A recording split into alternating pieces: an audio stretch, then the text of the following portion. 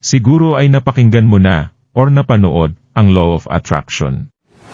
Na kung saan ay na-attract mo, at ibinibigay sa'yo ng universe, kung ano ang palagi mong iniisip, at kung ano ang iyong palaging hinahangad.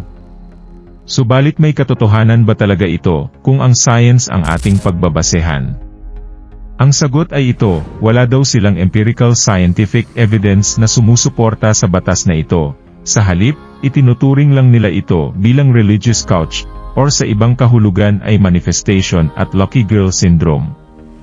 Ngunit kung ang pagbabatayan natin ay Biblia, ay may katotohanan ba ito? Ang sagot ay mayroon. At mababasa natin ito sa Marcos 11:24 na kapitulo, kaya't sinasabi ko sa inyo, anuman ang hingin nyo sa inyong panalangin, maniwala kayong natanggap na ninyo yon, at matatanggap nga nyo yon.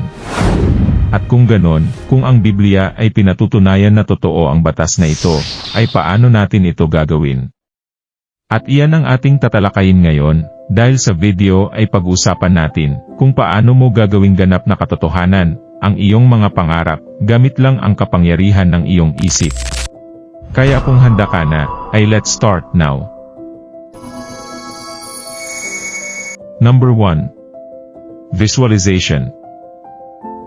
Ang visualisasyon ay isang paraan ng ating isip para mapalapit sa ating hinahangad. Isang halimbawa nga nito ay kung ikaw ay nagnanais na makarating sa New York at inisip mo na nakarating ka na doon, hindi ba't mas madali na lang sa'yo na alamin kung ano ang mga dapat mong gawing hakbang upang makarating doon? Dahil ang palaging paggawa ng visualisasyon ay napatunayan ng siyensya na nakakabuti sa pangkalahatang paggana ng iyong katawan. Kaugnay na nga dito ay ang kakayahan ng iyong isip na gawing mas positibo ang mga resulta ng iyong mga aksyon gamit ang mga positibong larawan na palagi mong iniisip.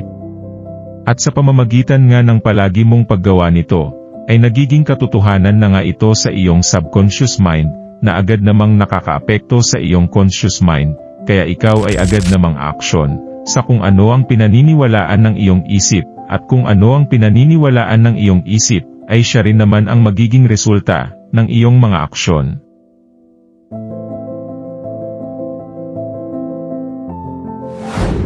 Number 2.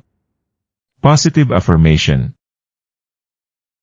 Ang positive affirmation ay binubuo ng mga kasabihan na maaari mong sabihin ng malakas sa iyong sarili o sa iyong isip. Maaari mo ring isulat ang mga ito at ilagay sa mga lugar na kung saan ay madalas mo itong makikita, dahil ang mga positive affirmation ay nilikha upang makatulong na palakasin ang kumpiyansa mo sa iyong sarili, kahit pa sa mga mahihirap na sitwasyon. Dahil ang pagkakaroon ng mga positibong paninindigan ay maghihikayat sa iyo upang malampasan mo ang mga negatibong kaisipan, kasama na ang pagdududa sa iyong sarili. Ang pagsasagawa ng mga positive affirmation ay hindi nangangahulugan ng pag-uulit ng mga salita araw-araw. Ito ay tungkol sa pagpapatibay sa iyong sarili at pag-aalis ng mga negatibong kaisipan gamit ang mga positibong pangungusap na iyong inilalagay sa iyong isip. At ang halimbawa nga nito ay ang pagsasabi mo sa iyong sarili na ikaw ay magaling, malakas, matalino, at talaga namang sagana sa lahat ng mga bagay. Dahil ang positive affirmation ay hindi lang makakatulong sa pagtaas ng iyong kumpiyansa, kundi makakatulong din ito para malampasan mo ang mga pagsubok na iyong kinakaharap. Number 3. Abundant mindset. Ang pagkakaroon ng abundant mindset ay isa pang paraan na maaari mong gawin kung nais mong matupad ang iyong mga layunin. Ang abundance mindset ay ang paniniwalang may sapat na kayamanan at tagumpay para sa lahat ng tao dito sa mundo. At ito ay isang pananaw na tumitingin sa mga posibilidad ng buhay bilang ang walang limitasyon, na naghihikayat sa atin na lapitan ang mga sitwasyon at hamon ng may mga positibong pananaw at pagkabukas palad para sa lahat ng klase ng oportunidad na ating masusumpungan. At ang paraan para magawa mo ito ay sa pamamagitan ng pag-iisip ng kasaganahan sa kahit ano pa mang sitwasyon na mayroon ka. Halimbawa nga ay kung ikaw ay nakatira sa isang pangit na bahay, at puno ng butas ang bubong, ay pwede mong isipin na maswerte ka pa rin, dahil sa hindi mo na kailangan na mag-alala, na baka pasukin ka ng magnanakaw. Wow! At kung halimbawa naman, ikaw ay palaging pagod sa kakalakad, dahil ikaw ay walang pambili ng sasakyan, hindi ba't pwede mo rin itong ipagpasalamat, at isipin na ikaw ay talagang pinagpala? Ito ay dahil bukod sa na-exercise ka na, dahil sa iyong paglalakad, ay nagawa mo pang ma-enjoy ang sikat ng araw, na hindi lang nagpapalakas ng ating immune system, kundi nakakatulong din sa pag-regulate ng serotonin, na tutulong sa iyo para magkaroon ng maayos na pagtulog. At marami pang iba. Na kung bubuksan mo lang ang iyong isip, at titignan ang lahat ng mayroon ka, ay makikita mo, na ikaw pala ay mayroon ng mga bagay, na dapat mong ipagpasalamat.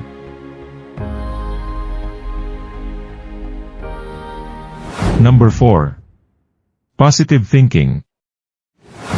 Ang pagiging positibo ng isip, ay isa sa mga susi, na halos ginagawa ng lahat ng mga pinakamatatagumpay, dahil darating ang araw na masusumpungan mo ang iyong sarili, na tila walang gana, at kulang sa motibasyon, para gawin ang lahat ng iyong mga layunin. Kaya naman, napakahalaga na ikaw ay magkaroon ng isang positibo, at malinaw na kaisipan, na anupat kailangan mong patuloy na bumangon, at gawin ang mga mahahalagang bagay, na makakatulong sa iyo para umunlad. Dahil ang pagkakaroon ng positibong kaisipan, ay hindi lang makakatulong na bawasan ang iyong stress, bagkus, pinapabuti din nito ang iyong psychological health, at ang iyong physical health, na nauugnay sa pagkakaroon ng masaya, at mahabang buhay. Dahil ang mga taong may positibong pananaw sa buhay, ay napatunayan na mas nagiging produktibo, at mas mayroong magandang kalusugan, kaysa sa mga taong mayroong negatibong pag-iisip. Kaya para makamit mo ang masagana, at maunlad na klase ng buhay, ay kinakailangan mong pilitin na maging positibo, sa gitna man ng maraming mga pagsubok, at hamon na darating, sa iyong buhay.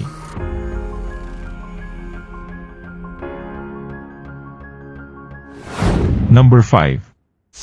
Think of gratitude. Ang pagiging grateful ay hindi lang napatunayan na mabuti sa iyong pangkalahatang kalusugan. Bagkus nagiging daan din ito, upang makita mo ang iyong mga natatanging kayamanan, na halos hindi mo napapansin, kagaya ng iyong mga mata na nakakakita ng mga magagandang bagay. At ng iyong mga paa, na nagagamit mo para makarating sa kahit anong lugar. At ng iyong bahay na pumuprotekta sa iyo, upang ikaw ay hindi malamigan, or maulanan.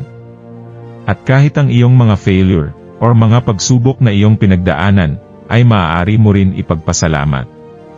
Sapagkat ito ay magtuturo sa iyo, para lalo kang mas maging mahusay, maging matatag, sa mga bagong hamon, na iyong haharapin. Dahil ang pagiging grateful ay hindi lang nag-aalis ng stress, sa halip nagiging daan din ito, upang mailipat mo ang iyong isip, mula sa pagiging negatibo, papunta sa pagiging positibo. Mula sa kakulangan, papunta sa kasaganahan. Dahil ang pagiging mapagpasalamat, ay hindi ka lang gagawing positibo. Sa halip, ay tutulungan ka rin ito na mas maging mabuti. Sapagkat ang kayamanan, ay hindi laging nasusukat sa dami ng pera, or ari-arian na mayroon ka, kundi, kung paano mo tinitignan, at pinapahalagahan, ang anumang bagay na mayroon sa iyo, malaki man ito, or maliit.